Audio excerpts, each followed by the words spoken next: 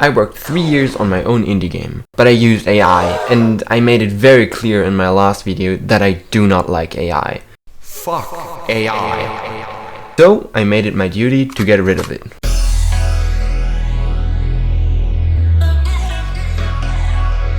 My biggest problem was that I used AI actively very early in development, and one of the first levels I made was tutorial. So I just have to delete all AI voice lines and be done. So this is obviously just early code, because a lot of times it's the exact same code instead of a function, and I made every dialogue pop up as an individual script instead of all in one script. Needless to say, before I can purge the AI, I have to fix my code. To do that, I made a function for everything that was repeated, and made a new function so that text appears not statically, but rather letter after letter, which caused this cool appearing animation. I also realized that this dialogue is not skippable, so I created a function where when you press once, the appear animation of the text is skipped, but when everything is already there, then it skips to the next dialogue line.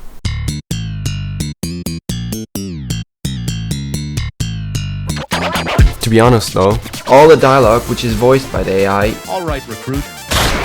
is also AI generated. So I sat down and wrote some original dialogue. Maybe it's not as good, but at least I don't have to use a clanker for it. Because you're able to change the inputs in the settings, I also made a function that searches for the individual function for that specific input. So you can change the inputs, but the tutorial is always right. You may ask now, isn't that a bit overkill? Yes it is.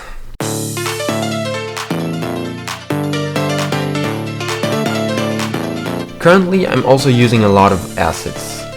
Who am I kidding? All of them. I cannot model. And I've become aware that some models on Fab, the asset store, were AI. So I started analyzing all the assets I was using for AI, and with great displeasure I have to report I found some. The barn model. And because of that, I now have to learn Blender. Shouldn't be that hard.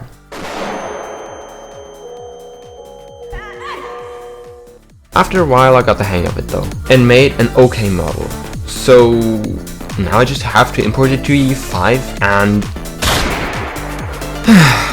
Luckily, after a not so long search, I found out that the faces in Blender are only rendered from one side. So I just have to adjust only the faces that were turned the wrong way. I can do that by activating normals, and then just have to select them and flip them. After that, I was done and now have my own self-made model in the game. And I think it's pretty okay.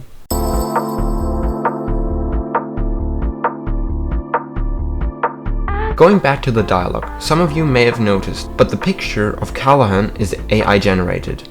But for now, I do not have a fix for that. I can only get rid of it, and I can replace it with, for now, just a placeholder. 100 subscribers and I hire an artist.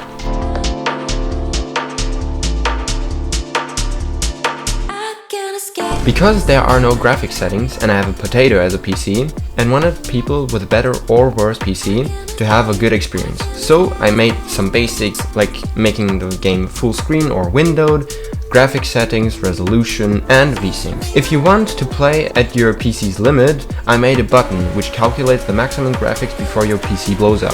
Oh, my PC! Wow. I also made a hint bar which had some funny bugs. Yeah, and that's basically it for this getting rid of AI. The update is out and as always free to download on my itch.io. And I hope to see you in the next video where I will probably try to make my first boss fight.